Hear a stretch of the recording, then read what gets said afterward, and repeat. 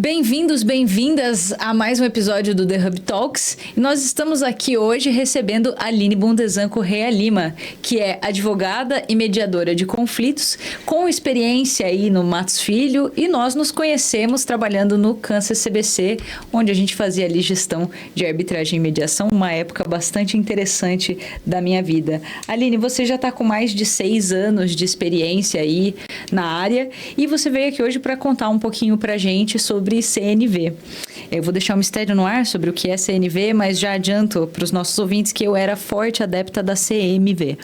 Então, Aline, conta pra gente o que é a CNV. Obrigada por me receberem. E CNV é uma forma de comunicação, né? CNV seria a comunicação não violenta. Então, basicamente uma forma de se comunicar. Existem várias formas da gente se comunicar, né?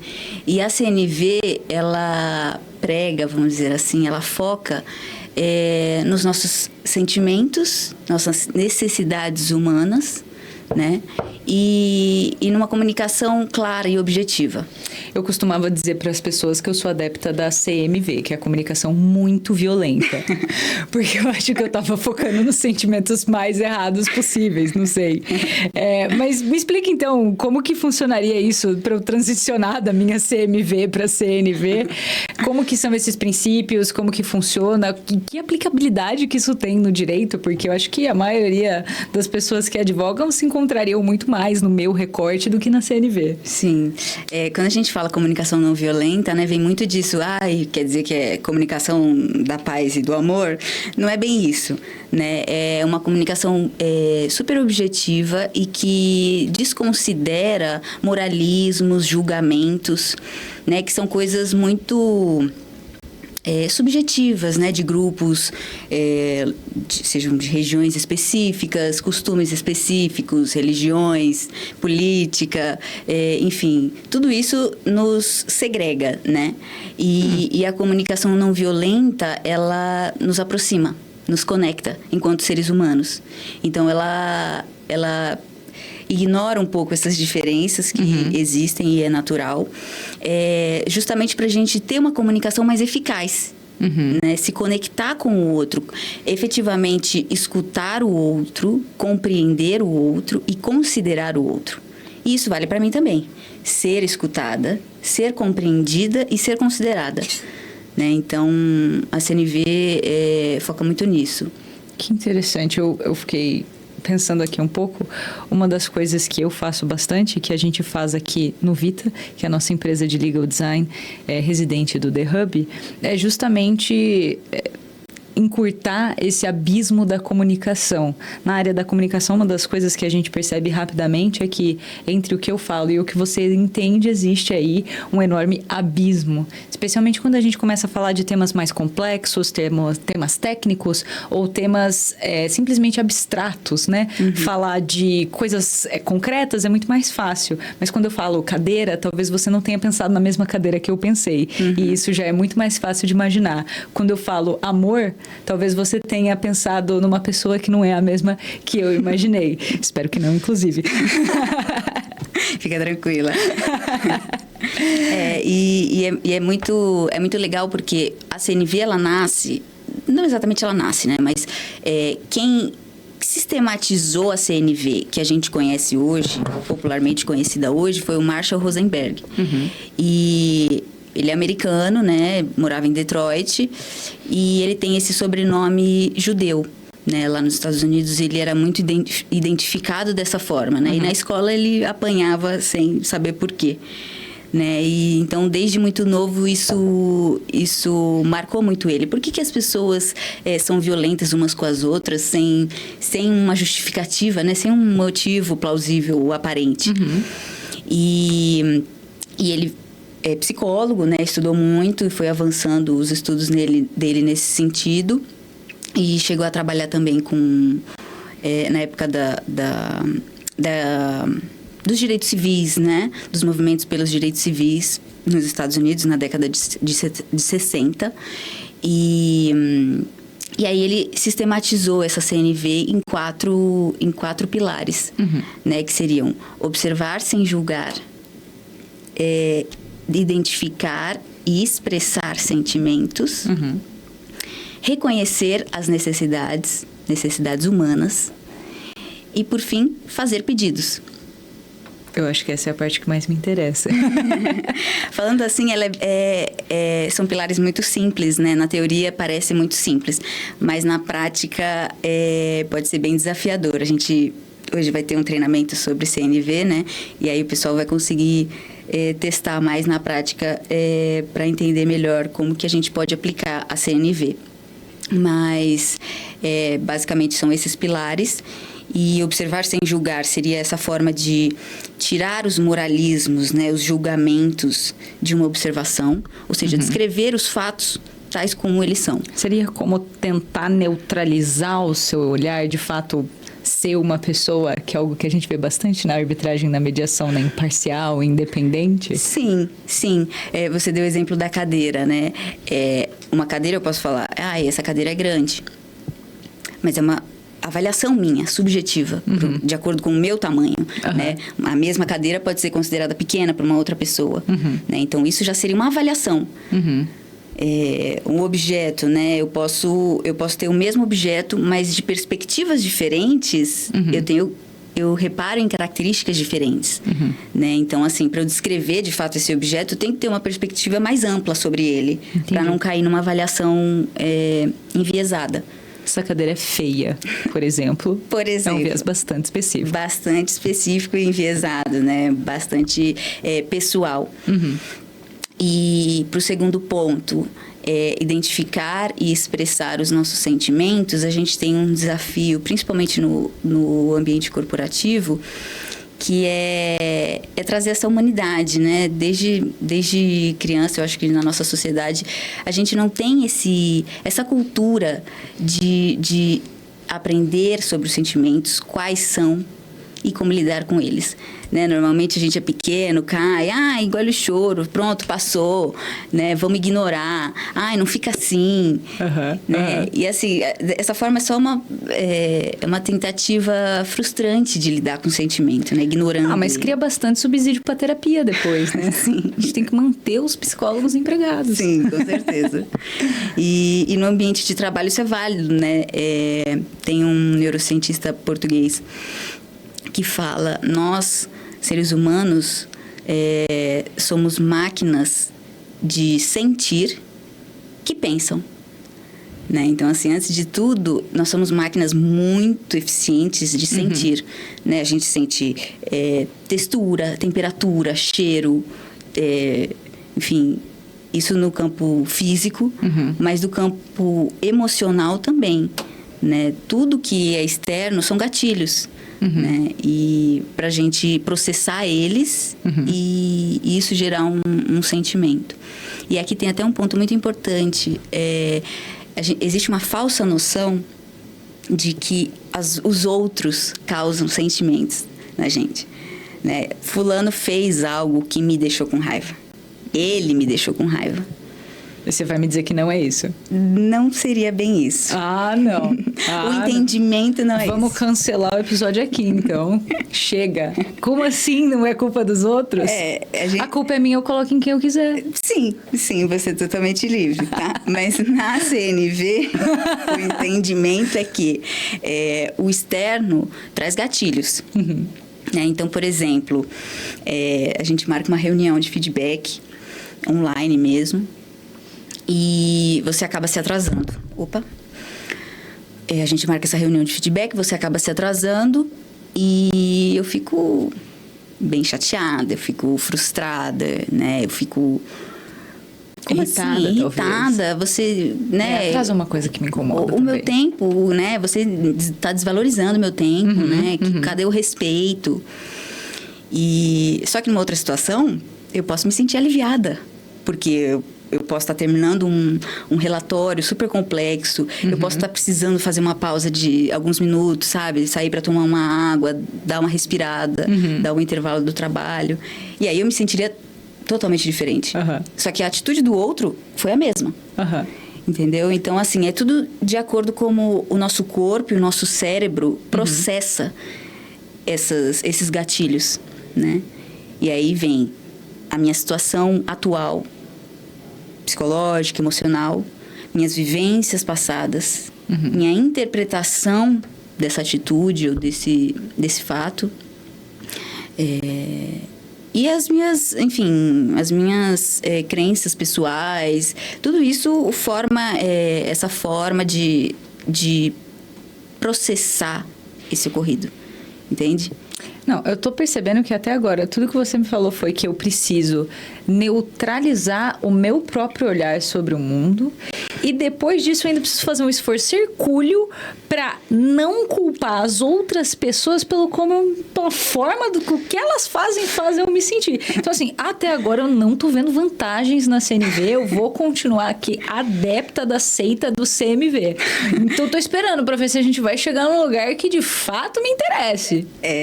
Assim, na prática, né, é aquilo. Na teoria é lindo, mas na prática é desafiador. Requer um esforço, percebe-se? Requer um esforço. Mas uma das principais vantagens da CNV é: você quer ser ouvida ou não? Você quer ser considerado ou não? Com certeza. Alguém quer não conseguir aquilo que quer? Principalmente no direito, com certeza não. Todo mundo quer conseguir aquilo que está procurando. Sim, e a CNV ajuda muito nisso. Né? O Marshall fala muito disso, que a CNV ela aumenta a probabilidade da gente conseguir o que a gente quer.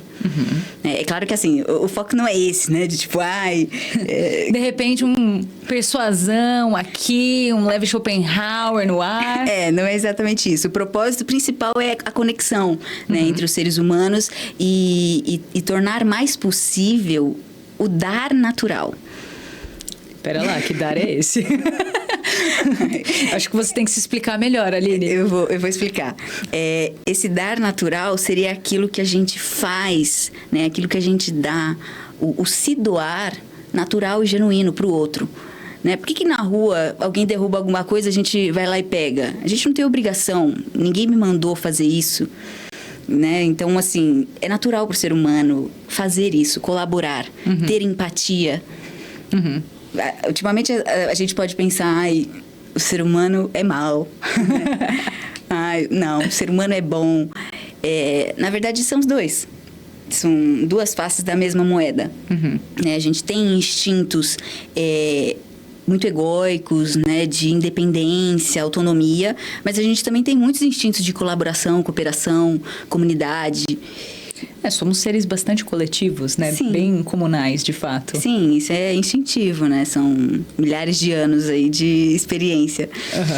E puxando agora um pouco esse gancho que você falou das vantagens, né?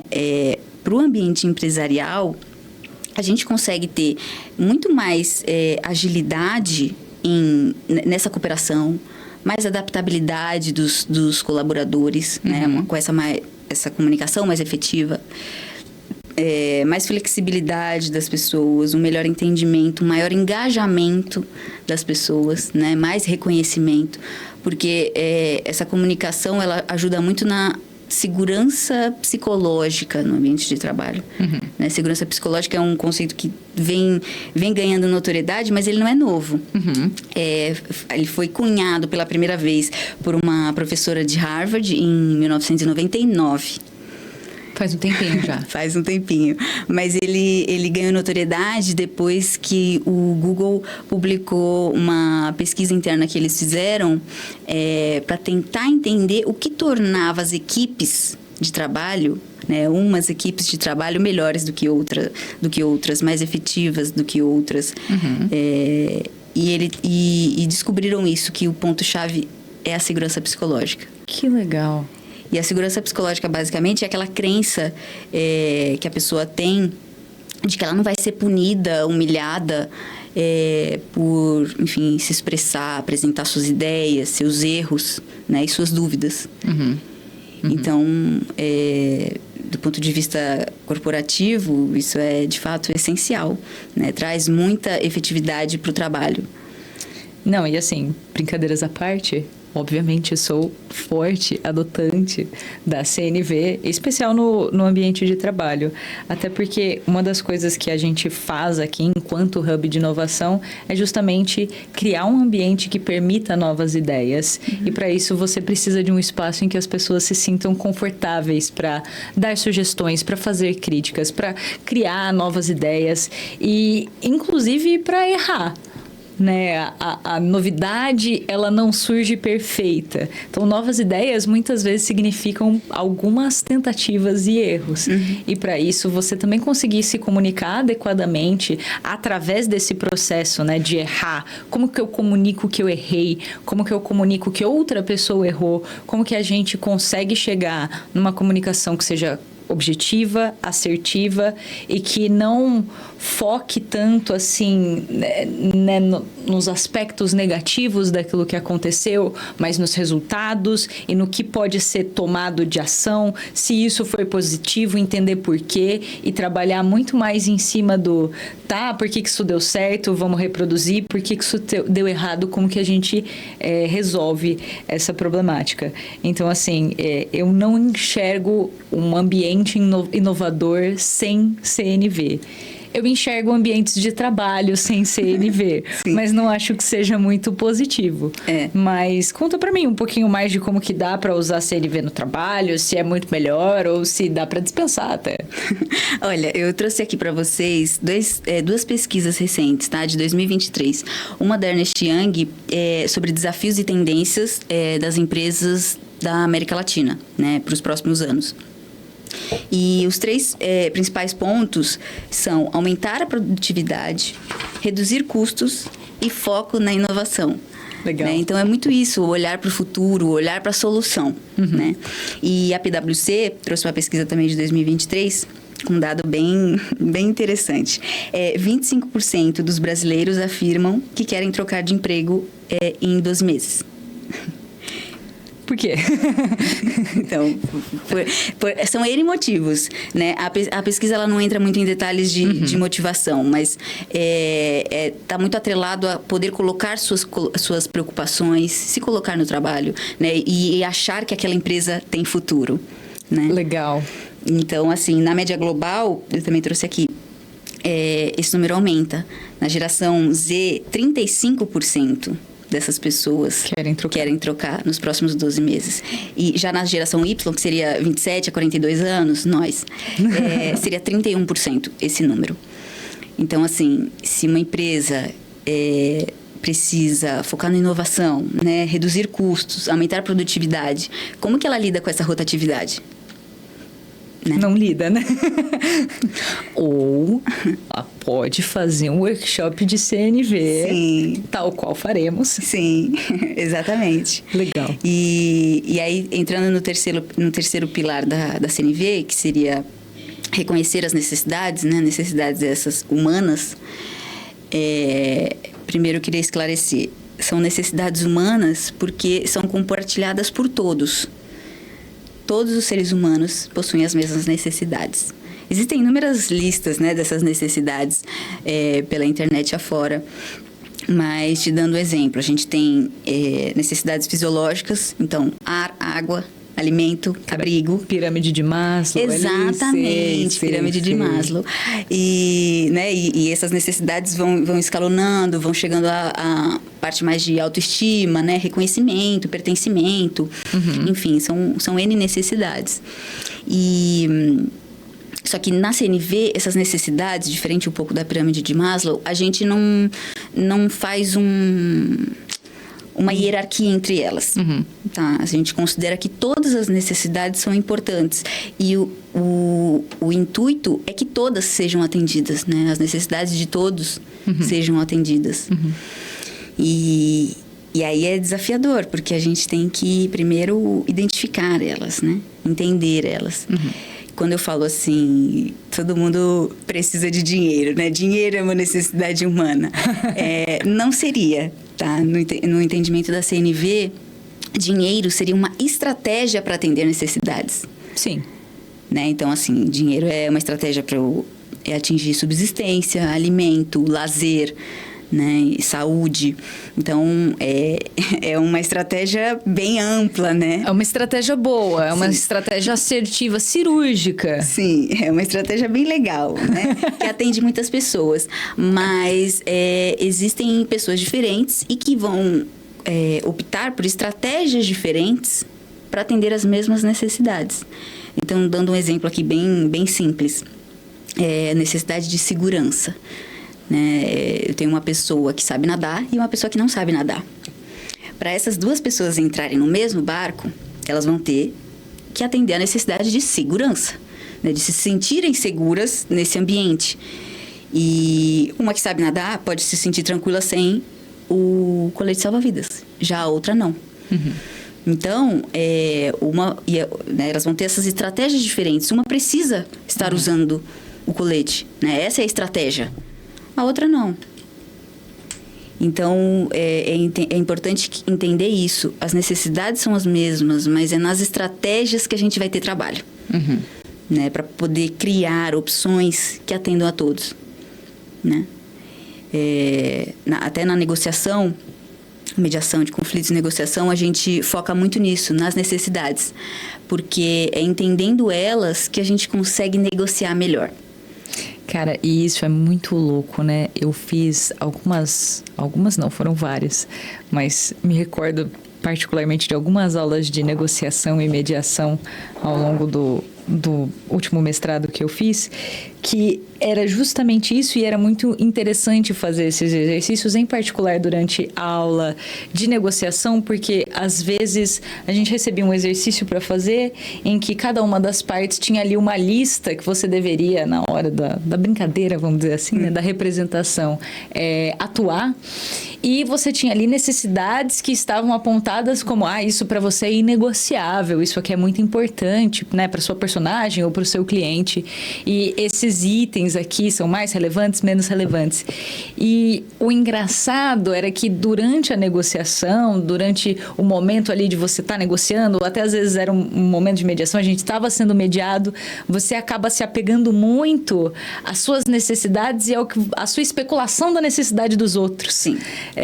E é interessante isso porque você percebe que quanto mais a pessoa especula o outro e se apega ao próprio, mais a negociação patina, piores são os resultados, e tudo isso era metrificado, sabe? Era, nossa, se você chegou nesse resultado com o seu parceiro, você recebe tantos pontos. Então, assim, você conseguia, de fato, perceber o impacto desse tipo de comunicação mais assertiva ou menos assertiva na hora da negociação. Sim. É que no dia a dia, as necessidades, elas ficam um pouco ocultas, né? E aí, o que transparece mais são as estratégias. E é por isso que a comunicação é tão importante, para a gente conseguir chegar num ponto em comum. Né? É mais fácil dessa forma. Então, por exemplo, no ambiente corporativo, todo mundo tem prazo. Todo mundo tem... Todo mundo não, mas normalmente a gente tem um contrato de trabalho. Você tem que fazer a demanda, né? Assim, não tem muita escolha. Mas aí a questão não é essa. Eu quero ou não fazer o meu trabalho. É trabalhar mais no como. Né? Se eu recebo uma demanda que me causa uma ansiedade, por que ela causa essa ansiedade? É por conta do prazo? É por conta da forma como espera-se que ela seja feita e para mim não funciona muito? É por conta de uma dificuldade que eu tenho em realizar essa demanda sozinha, por exemplo? Então, é a gente tomar assim, consciência disso, para dar atenção a isso e conseguir dialogar melhor, né? Perdão. Imagina, dialogar melhor nesse sentido, para negociar prazos, negociar demandas, negociar responsabilidade pelas demandas, negociar procedimentos internos, né, da instituição que funcionam ou não funcionam. Então, uma das estratégias que eu uso e já usei bastante para, de fato, descobrir aí qual que é a necessidade por trás de algumas demandas que às vezes parecem muito misteriosas quando elas chegam, os 5 porquês. É você perguntar por quê para uma mesma resposta 5 vezes, né? Então, é como se você virasse para mim e falasse, Isa, você pode me entregar isso até amanhã, por favor? e eu sei que amanhã é um prazo impraticável, mas eu te pergunto, por quê? Aí você explica, porque é uma demanda urgente. Você também não me diz nada, eu já entendi que é urgente. Por que urgente? É um cliente muito importante. Pô, já começamos a chegar em algum lugar. Mas por que o prazo tão curto? Né? Eu te pergunto de novo, por quê? É um cliente muito importante, eu recebi isso de última hora e por isso tô te passando agora. Eu falo, mais um porquê, né? E você vai cavando, investigando. Não que isso necessariamente vá mudar o resultado daquilo que você precisa. O prazo não vai mudar, a demanda não vai mudar, mas entendendo o porquê, eu consigo, inclusive, te ajudar melhor. Porque, olha, quantos porquês eu falei, né? Não vou colocar um contador aqui depois. Mas é por conta de tudo isso, depois eu consigo identificar. Você precisava não só que isso fosse entregue, mas que isso fosse entregue dentro de certos parâmetros, com certo nível de qualidade. Era para um cliente específico e essa demanda de prazo, na verdade, era para que você conseguisse dar andamento a um outro fluxo que poderia ser melhorado de outra forma. E isso permite muito mais trocas, né? Ao mesmo tempo, a outra pessoa precisa estar disposta a, entre aspas, ser questionada, né? Sim. O que eu acho que muitas pessoas às vezes levam para o lado ruim. Eu tô pedindo, você tem que fazer. E acabou. E eu não encaro muito as coisas dessa forma. Eu não acho que é muito produtivo, justamente por isso. Às vezes não é um questionamento da sua autoridade, sim um questionamento da tarefa. Eu acho que quanto mais a gente se livra desses vieses e ruídos que você mesma mencionou, melhor fica a nossa comunicação e melhor as tarefas são executadas, porque aí às vezes a gente acaba se livrando inclusive de várias etapas ali no meio do caminho. Você vira e fala, preciso disso para amanhã, eu falo, ok, vou entregar, e aí amanhã eu te entrego uma porcaria. Ou pior, eu vou e fico te aloprando o resto do tempo inteiro falando, mas e isso aqui, como que você precisa? E isso daqui, como que você precisa? Sendo que se eu tivesse um contexto um pouco mais completo, talvez eu não precisaria de mais instruções. Sim. Conclusão, comunicação é tudo, né? Sim, exatamente. Para quem começou essa conversa, eu sou da CMV, você tá muito adepta da CNV já. Fui convertida. E isso tem muito a ver com segurança psicológica. É isso, é poder falar, né? Poder perguntar. E não é porque eu tô questionando, porque eu tô refutando, porque eu não quero fazer, porque eu tô na má vontade. Não é isso. Né? Tudo isso são julgamentos, né? A pergunta está sendo feita pura e simplesmente porque eu quero saber, né? Porque pode ser mais importante ou menos importante a demanda ser feita dessa forma. Né? Será que a gente pode ajustar? É muito mais inteligente a gente trabalhar dessa forma. E quando a gente questiona e se permite ser questionado, as melhorias, elas acontecem, né?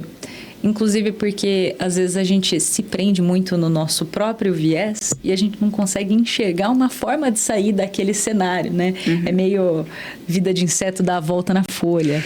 E, às vezes, tudo que você precisa é de uma pessoa que fala, a gente vai dar a volta na folha. Vem por aqui, exato, que eu te ajudo. Exatamente. E aí eu entro no quarto e último pilar da CNV, que é o fazer pedidos. Parte mais interessante, pessoal, atenção. Sim, fazer pedidos não por e simples, faz isso pra mim, por favor. Mas se eu pedir com educação não é suficiente. Sim, com jeitinho, polidez, né? Com um sorriso no rosto. Exato. Tudo isso e mais um pouco. Pô, achei que meu charme seria suficiente. Não. O pedido para ele ser bem recebido, ele tem que ter antes, né, toda essa contextualização que aproxima a pessoa, né? Igual eu vou te contar alguma coisa, vou te contar uma história. Se eu começo falando, putz, estou chateada, ou nossa, estou muito feliz, você já, né? Você já te fisga um pouco mais, né? E falar das necessidades também, você entende melhor de onde eu tô falando, né? A mesma língua. E aí chegar num pedido. E aí esse pedido, ele precisa basicamente ser explícito, né? Não adianta eu ficar bufando, esperando que alguém adivinhe o que eu quero, né? Esse pedido, ele precisa ser concreto. Então, assim, não adianta eu falar abstratamente. Você precisa respeitar a empresa. Melhore. O que significa isso, né? É muito abstrato. Então, ele precisa ser concreto. O que a gente quer que seja feito, né? E com ações claras, né? Não adianta eu falar o que eu não quero. porque isso não necessariamente vai facilitar entender o que eu quero. Justo. O Marshall tem um exemplo... Facilitou para eu escolher minha faculdade, tá? Eu eliminei as exatas, falei, sobrou o resto. Sim. Nesse caso, realmente ajuda.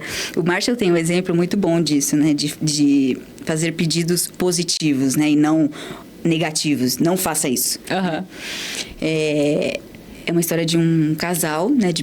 Duas pessoas casadas. E uma delas fala assim, você tem que trabalhar menos, né? E a outra pessoa recebe aquilo, pensa um pouco, tal, dá 2 semanas, volta e chega e fala, me inscrevi num torneio esportivo, vou treinar toda quarta-feira à noite. Às vezes a pessoa queria passar mais tempo com ela, né? Não que ela trabalhasse menos, né? Não só que ela não trabalhasse tanto, mas que ela passasse mais tempo com ela, né? Então a gente é isso, falar o que a gente não quer nem sempre vai ajudar tanto assim. Com certeza. Né? Então o pedido tem que abordar todos esses detalhes, esses aspectos, né? Para de fato ser um pedido claro e objetivo. Inclusive porque cognitivamente a gente tem essa questão com o negativo que é muito mais difícil de processar. É por isso que a gente ensina para os pais não dizerem para a criança o que não fazer ou as conclusões negativas de um acontecimento. Então, tipo, desce dessa árvore que você vai cair. Aí que cai mesmo, entendeu? Porque você falou um negativo. Então é assim... Desce com cuidado. Fala exatamente o que tem que fazer. Não pode ficar aí porque você vai cair. Aí cai. Sim. Imediatamente. Sim. Ou trazer uma punição, né? Não faça isso, senão... Porque aí não vira um pedido, vira uma exigência. Né? Como que a pessoa recebe esse pedido? Ela tem a opção de discordar? Né? Ela vai atender esse pedido motivada pelo medo? Por uma obrigação, né? Por um senso de vergonha, de culpa? Se a resposta for sim, é uma exigência, na verdade. Né? E às vezes a gente não percebe na hora que é uma exigência. Por exemplo, uma gestora pode pedir que uma profissional realize uma apresentação, né? Você pode fazer essa apresentação na próxima reunião? E essa colaboradora pode não estar muito confortável, né? Ou insegura por alguma razão. E aí essa gestora fala assim, não, imagina, você é a melhor que tem, vai lá, vai sim. É uma postura até motivacional, né? Mas assim, se a pessoa não tem a opção de não fazer, então é uma exigência, né? Então, tem essa questão também, né? Que é muito... oculta, assim, a gente passa batido no dia a dia. É muito fácil passar batido. Sim. Né? Durante toda essa parte da contextualização aí de chegar no momento do pedido, eu fiquei pensando, eu acho que o jovem brasileiro já é naturalmente treinado na CNV. Porque quem nunca fez faxina na casa inteira antes de pedir um negócio pra mãe? Antes de falar, pai, tô precisando ir ali, queria assim... Você me dá, assim, R$20, seu pai vira pra você e fala, R$20, você quer R$10 pra quê? Imagina, R$5 é muito, tô aqui 2. Exato. Isso me lembrou um ponto, né, que a gente estava falando do dar natural. O Marshall fala muito disso, que o intuito é possibilitar esse dar natural. Então, se você está fazendo algo na esperança de ganhar outra coisa... a gente sugere que não o faça. Jovens, não precisa mais faxinar a casa. Brincadeira. Porque você se frustra, né? Depois você vai falar assim, poxa, eu não vou fazer mais, agora que eu não faço mesmo. Né? Fiz tudo isso pra nada. Exato. Né? Então, assim, é tornar possível essa vida mais maravilhosa. O Marshall fala isso. Que lindo. Isso é lindo. Sim. Ele falou coisas muito bonitas. Sim. Bom, oficialmente, conversa. Estou convencida da nova seita da CNV. Embora já tenha adotado há muitos anos, acredito bastante no poder da comunicação, em especial de comunicações assertivas, tanto no ambiente corporativo como fora do ambiente corporativo. E eu vejo bastante espaço para pessoas do jurídicos desenvolverem essas habilidades, inclusive nessa época aí de cada vez mais tecnologia, inteligência artificial.